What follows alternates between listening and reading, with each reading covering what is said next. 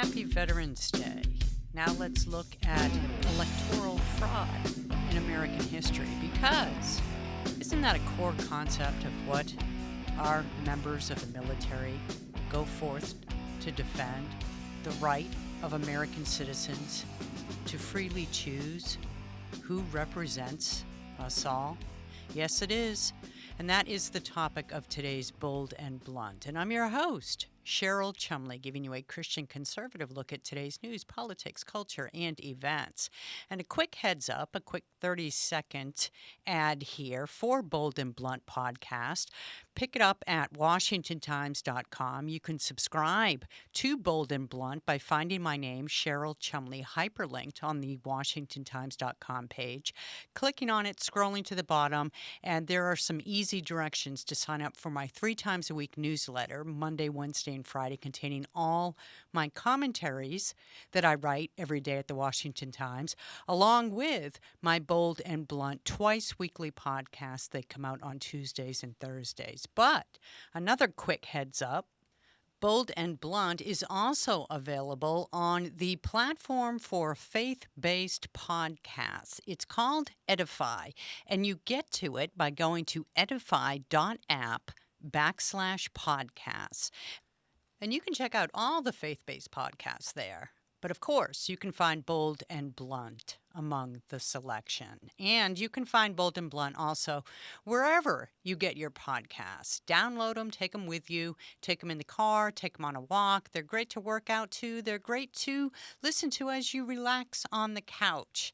And if you want to watch them while you're tuning out MSNBC, you can watch the pundits on the far left media stations opine, but you don't have to listen to their garbage and lies. You can put them on, and then you can plug in Bold and Blunt and get the talking points you need to fight off these far leftists who are all over the news, it seems nowadays, trying to busily undercut America's foundations through the airwaves. So, fraud in America's elections. Look, Donald Trump has been talking about a stolen election for a very long time, and anybody who brings up that topic is pretty much guaranteed to be booted from social media. So I'll just sneak it in right now. Donald Trump has been talking about fraudulent elections and his lost election, which he claims was not lost, to Joe Biden for a very long time. Chris Christie just angered Donald Trump by coming out and saying, well, tune into this. The Hill has some audio of the details. Former New Jersey Governor Chris Christie on Saturday urged Republicans to move on from their crusade against the results of the 2020 presidential election, saying, quote, no matter where you stand on the outcome of previous elections, quote, it is over. Christie, while delivering remarks at the annual Republican Jewish Coalition leadership meeting, said the GOP, quote, can no longer talk about the past and the past elections, which elicited applause from the audience. Here's the thing, though. America has a history that is inclusive of fraudulent elections. And if we don't talk about them, if we don't discuss them, more to point, if we don't get to the bottom of what's causing this fraud, how can we trust in our American electoral process? That's just common sense. And look, don't take my word for it. Do your own research on America's electoral process. Do your own research on how many times in history that elections have been rigged or stolen, or ballots miscounted or undercounted, or ballot boxes stuffed. This is true stuff. This is truthful history. And Chris Christie is saying not to talk about it? Trump, as you can imagine, was not happy. He put out a message saying Chris Christie, who just made a speech at the Republican Jewish Coalition in Las Vegas, was just absolutely massacred by his statements that Republicans have to move on from the past, meaning the 2020 election fraud. Everybody remembers that Chris left New Jersey with a less than 9% approval rating, a record low, and they didn't want to hear this from him. I just don't understand why we can't talk about it. Look, if there's nothing to see there, if there's nothing to see there, folks go home, then what's the harm in talking about it? And the more that speech and rational discussion is stifled, the more the question marks fly. The Heritage Foundation has been keeping a running count of instances of voter fraud that have been proven. And by proven, the think tank means proven in court. They have come up with 1,334, resulting in 1,147 criminal convictions and another 48 in civil penalties. Look, this stuff happens. And certainly the Heritage Foundation's database isn't all conclusive. It's a sampling. It says it right there. A sampling of recent election fraud cases from across the United States. That's how the Heritage Foundation bills its report. You can go back further in time and find more instances of election fraud in America. Listen to this. This is a video with audio from BuzzFeed. Listen up. During the 1800s, fraud was almost intertwined with U.S. elections. One common form of voter fraud at the time was cooping. Cooping was a violent form of voter fraud in which gangs would kidnap a victim and force them to vote multiple times in a variety of disguises, sometimes by giving them drugs or alcohol. Some believe cooping could have been the inadvertent cause in the death of Edgar Allan Poe. At the time of his death, voter fraud was extremely common in Baltimore, and on top of that, Poe was literally found on the street outside of a polling location on Election Day. By the end of the 19th century, corruption in the election process was being more heavily scrutinized, which led to new voting laws and election formats. However, cooping-like cases would continue into the 1920s, with violent gang activity like Al Capone's voting line raids in Chicago. For most of U.S. history, it was basically impossible to keep your vote secret. Isn't that interesting? For most of U.S. history, it was basically impossible to keep your vote secret. These are documented cases, and BuzzFeed, hardly a right-wing conspiratorial news organization. So the fact that they even put this together, and this is just 1 minute into the video, it's 6.5 minutes long. The fact that they even put this together recognizes that, of course, election fraud exists in America's history. Of course it goes forth. Anywhere you have immoral people, immoral behaviors are going to follow. And if anything, over this last year and a half, actually going on 2 years now, of coronavirus clampdowns, if anything, we saw the left exploit the stay-at-home orders to expand mail-in balloting, long-distance voting, practically phone-in voting, for crying out loud.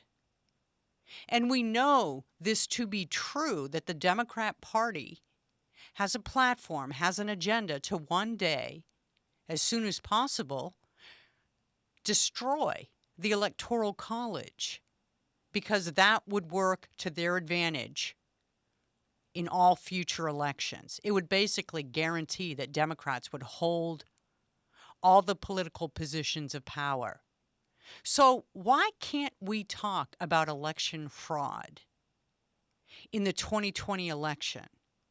Why can't we talk about Donald Trump's claim of a stolen election in any sort of rational manner without shutting down debate? Really, why are we forced to pretend as if election fraud doesn't happen? At polling locations, anyone could force or be forced by any means to sway a vote. In the mid-1800s, as many as 89 people died just trying to get to the polls after being violently coerced. That's BuzzFeed once again. Wasn't just having miscounts at the ballot box. Some people didn't even make it to the ballot box. They were killed.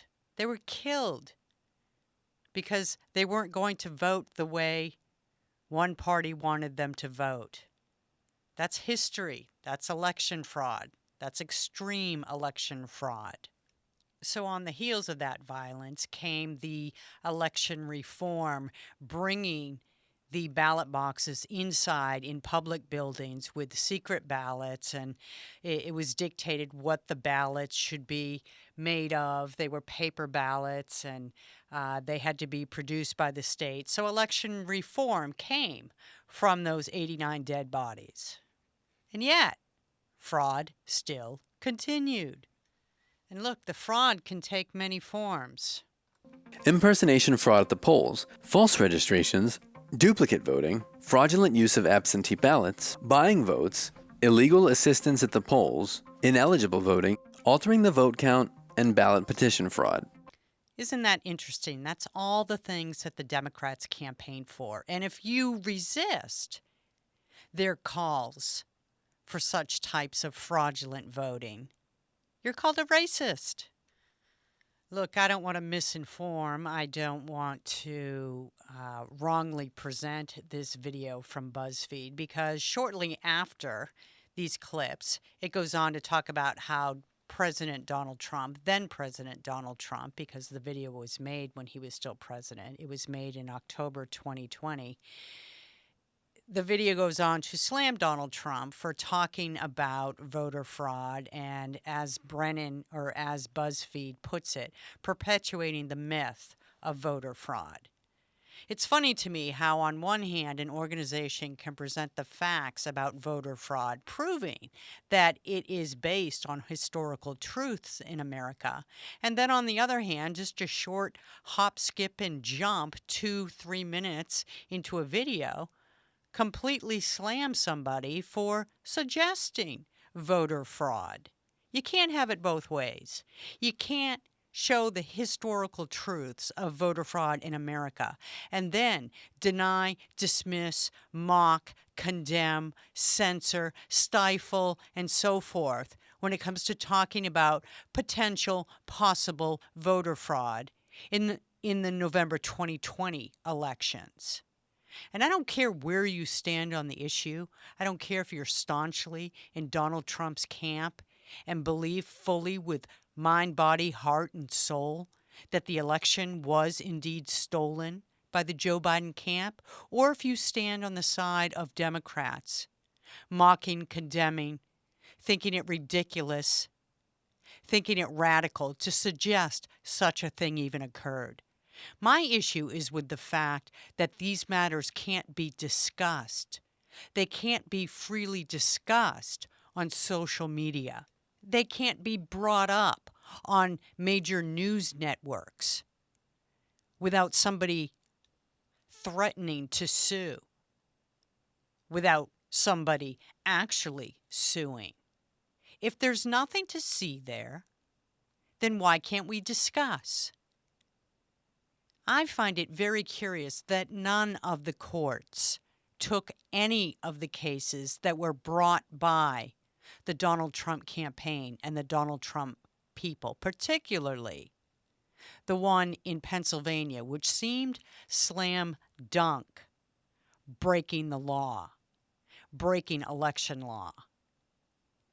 Had some courts at least taken on cases, it could have put to rest some of these question marks that are still floating in the air.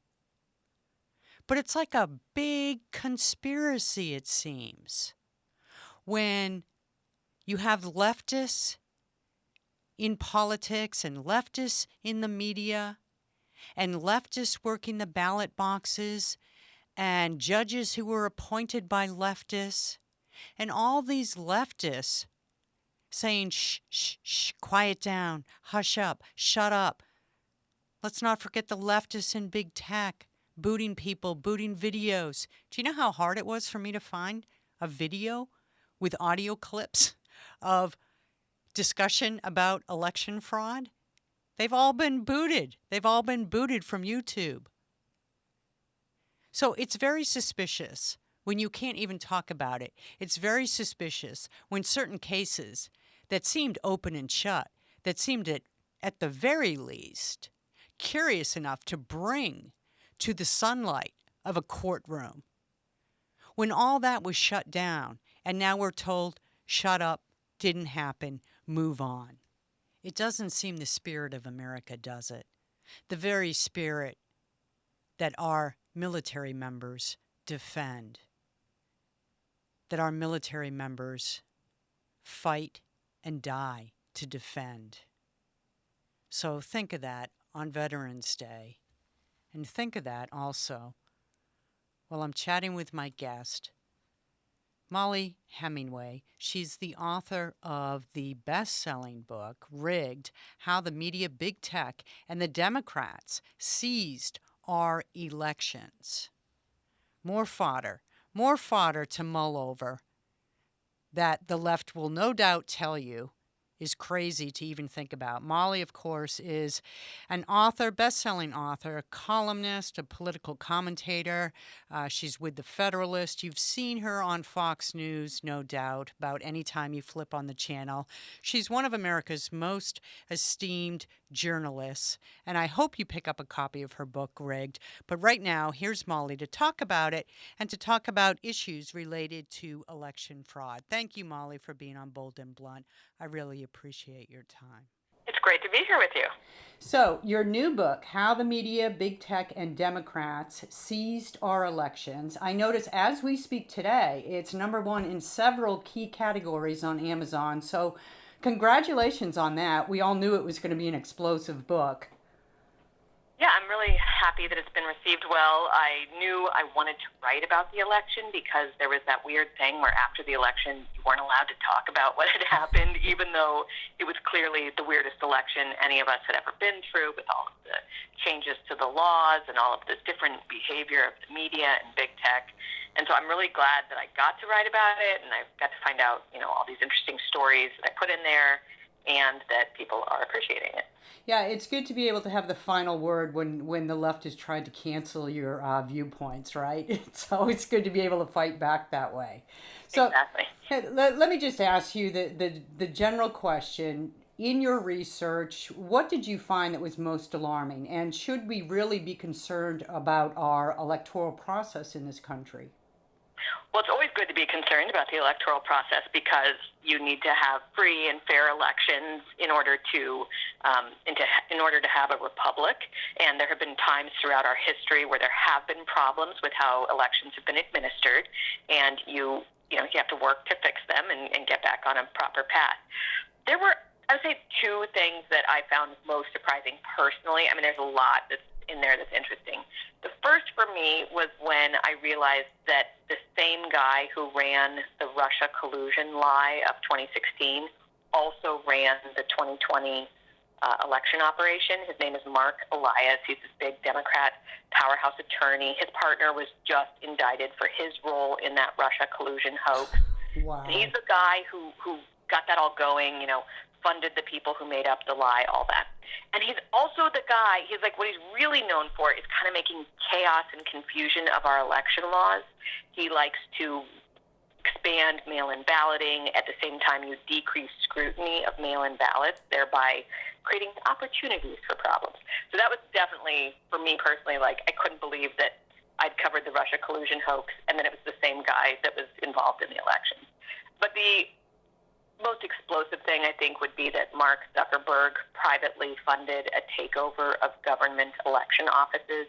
He spent a whopping $419 million, which is about what the federal government itself paid, to run elections. Not campaigns, but actual elections. And that money was funneled through left-wing groups to these government election offices to staff up with left-wing activists, the people who do all the get-out-the-vote efforts for Democrats, like registering people to vote, getting them to the polls, harvesting ballots, and these people were embedded into the system, so they were also involved in the vote counting operations, and it was just unprecedented. I mean, should have been illegal at the time, but nobody even thought it was possible that one of the world's wealthiest and most powerful men could co-opt the election offices themselves.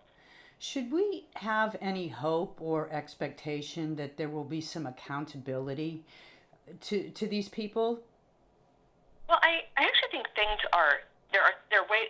The situation is bad, but there are ways that things are better right now.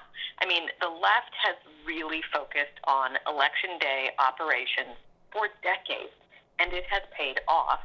And the right kind of woke up in 2020 and realized they hadn't invested the time and money and energy that they should have on election integrity and election security to combat some of what was happening by people on the left.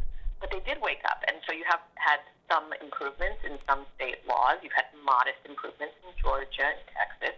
There needs to be far more. Many states have banned this private takeover of government election offices, or are working to do that, but far more does need to be done. Do you think the left wins with rhetoric that says any type of reform in election laws, meaning tightening up the loose ends in election laws? Do you think the left wins by painting that rhetoric as racist? Well, they call everything that doesn't go their way racist, but I think the claim that having people show identification so that there's less fraud is racist is itself a racist claim. I mean, what they're basically saying is brown and black people don't have the capability of, according to them, of figuring out how to get a government ID. I mean, that is so offensive and racist. So I think that's why the argument didn't hold sway. But you remember when Georgia did light improvements to their election law, which really was in need of massive reform, an improvement after what happened in 2020. Joe Biden himself asked for people to do an economic boycott of the state of Georgia, and it worked. I mean, following Joe Biden's demands were Major League Baseball, which moved the All-Star game from Georgia to a place with, by their own standards, more stringent voting requirements, and a bunch of other corporations did the same. So the big problem for much of the country is that the left has a stranglehold on corporations and the corporate media, and they can push awful messaging. I don't think it's as effective with average people as it had been in the past, but it's still a massive problem. I know this wasn't the focus of your investigation for your book, How the Media, Big Tech, and Democrats Seized Our Elections, but I just wonder that if this came into your mind at all during your discussions, during your interviews. It's been my sense when I look back on history and you see actual factual recordings and reporting about election day shenanigans and how Democrats have stuffed ballot boxes and so forth. I've often wondered if maybe some Republicans who are aware of these facts and are aware that election theft does occur don't want to dig too deeply because they're afraid of upsetting the entire process. So they rather stay silent than pursue some of the things that even they suspect are election shenanigans. Do you get that sense as well? It's interesting you say that.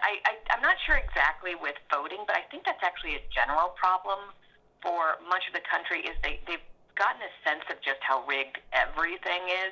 But it's hard to go through the Trump era and not realize, like, oh, wow, our FBI is not the straight shooters that we yes. But they don't want to quite sound the alarm as much as they should because they're worried about the whole thing tumbling down. But I think the bigger issue with election fraud, I actually go into history of election fraud because we all used to acknowledge it was a real thing up until 2020 when suddenly it became, misinformation to say what we all know. But I kind of went through the history of detecting election fraud, and the thing to remember is it's very difficult to conclusively find it, even in places where you kind of know it's happening, like Philadelphia, Chicago. It takes a lot of work to build those cases and prosecute them and lead to conviction. But I kind of told some of those stories so people would remember, you're not crazy for thinking that some of these places have a reputation for being corrupt and that there's no reason to imagine they would stop being that way, even if it takes years and hard work to detect that fraud. I kind of was wondering because of the pushback of the left to stifle all discussions even and wonderings and musings about election fraud in this most recent election. I kind of wondered if the fact that they didn't want anyone to talk about it actually proved that this election fraud was worse than ever before in American history. I do think, that's actually why I wrote the book. There was something weird about the way they weren't letting anybody talk about it. I'm like, oh, it must be really interesting what the real story is. And I'm glad that I've followed my instincts on that because it is. But I think they're continuing to shut down conversations about it because they just want to run the same operation again. And the media corporate media has always been biased against conservatives. You can go back to Eisenhower to hear him complaining about it. But what happened in the last few years was something different altogether. It was not just bias. It was propaganda, pushing agendas every day, and it totally broke them, and they now just do that as a matter of course every day. That's why their credibility is so in the tank, is so in the toilet. But that is why they also don't want to have talks about it, because they like how things turned out for them in 2020. They lost all of their norms, all of their standards, and they're pretty pleased with the result. They like that there's one-party control of Washington. The rest of the country might be freaking out about it, but the media are pretty happy. Now, in your book, you interviewed Supreme Court justices, and I'm just curious, which ones and what were the content of your discussions? Well, part of the book deals with the nomination of Amy Coney Barrett and the death of Ruth Bader Ginsburg and how that affected the 2020 campaign. I mean, normally that would be enough to make it a crazy campaign to have a death and an appointment so close after that. But I don't talk about which justices I speak with, but having done the book on the Kavanaugh confirmation, in which my co-author Carrie and I were privileged to speak with quite a few justices then as well, it's just good to kind of get the story, the perspective from the court about what they're going through and what that was like. Why do you think so many courts around the nation refuse to hear some of these cases, particularly Pennsylvania? It seemed like that was such an obvious, blatant breaking of law. Yeah, I get into that in the last chapter because it's such a huge issue. Now, historically, courts hate getting involved in election law. They feel like nothing but bad things happen when they get involved. So there's this historic reluctance.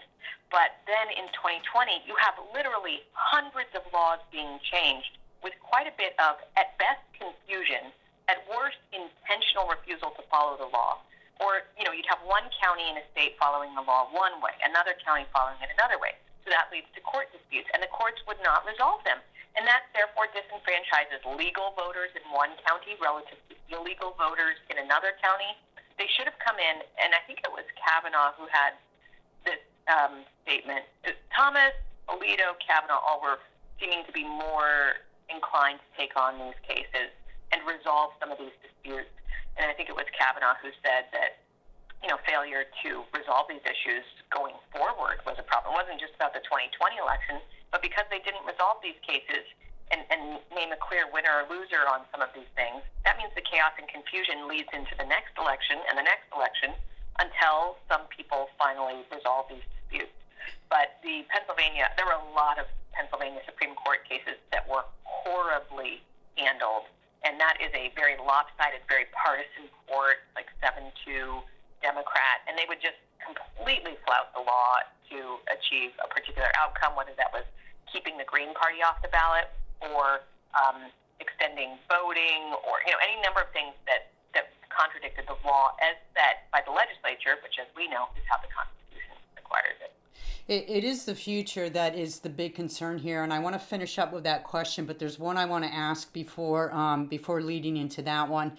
So you've spoken with Donald Trump, and what's your sense? Is his insistence that the elections were rigged, is it based in genuine belief, or is he more interested in keeping his base activated and enthusiastic to fight Democrats? Or is it a combination of both? Yeah, I don't know exactly, but he said something in one of the interviews that struck me, like it hurts worse to win and have it taken away than to lose. And I think from his perspective is he comes into office, he's not just dealing with all of these changes to election laws or the mail-in ballot issues. He's actually dealing with an unconstitutional resistance the entire time. Yeah. He effectively fights them, whether it's with the first impeachment, the Russia collusion hoax, all of these issues, and the whole thing was rigged against him, and he still survives. And then to have it taken away, in his view, was deeply angering. but he actually understood these issues. I sometimes am confused why he doesn't talk about them the way he talks about them privately. He does understand the issues with Article 2 constitutional issues of laws being changed outside the state legislature or the Zuckerberg funding. And he instead focuses on fraud, which, as we just talked about, is much more difficult to conclusively ascertain. So wrapping up, going forward, based on your research, how's it looking for America on the election process? Well, a lot of work needs to be done, and I think the biggest problems are in states where they are so controlled by one party in favor of not having good election security. So if you're a New York voter, you can have your congressional district taken away through some of these bad voting issues, whereas in a more evenly divided state, people are working on election integrity and doing a fairly, decent job of it. But the left has had a well-funded operation for decades. The right is just getting it together right now. And so I think much will happen in the next couple of years, but Republicans are pretty unified in their belief that this is an important issue that they need to focus on going forward, and that's a big part of the battle. That's optimistic to hear, because I remember when Donald Trump was coming into the White House and he was talking about election integrity, and even Republicans were telling him to shut up. So it's nice to know that more Republicans are on board with these investigations. Well, I think they understand it's an existential threat for them. I mean, there's been a lot that has changed in the last 5 years, and realizing that they can't just roll over and take whatever the left tells them to take, whether it's media coverage or election insecurity. These are big, genuine, general improvements in Republican Party positioning. Mollie Hemingway, noted journalist, best-selling author, How the Media, Big Tech, and Democrats Seized Our Elections. I want to thank you for speaking with me on Bold and Blunt today. Thank you, Cheryl. And that is another episode of Bold and Blunt. And I hope you go out and pick up a copy of Rigged, because it does seem a very American book to read. As all the social media outlets, as all the mainstream media outlets, as all the even sometimes conservative news outlets are shutting down and shuttering debate and stifling discussion of this all so important 2020 election, which still has questions in the air, it seems very American to pick up a copy of Rigged and get some answers. Find out for yourself. If the media won't inform you, if politicians are trying to stop you from learning something, isn't that just enough of a reason to go out and double down, to get the facts yourself? It is to me anyhow. That's what America is about, rugged individualism and making up one's own mind. And again, that's what our military members fight for. Thank God we're Americans, and thank God we have the best military force in the entire world. God bless America's military. Thank you for listening. Don't forget, you can get Bold and Blunt not just at the Washington Times, but also at edify.app/podcasts, and anywhere you get podcasts, anywhere you download your podcasts. So check it out. Bold and Blunt is growing. It's getting everywhere. And for that, I have you, the listener, to thank. Tune in next time. And in the meanwhile, don't forget, stay blunt, stay bold.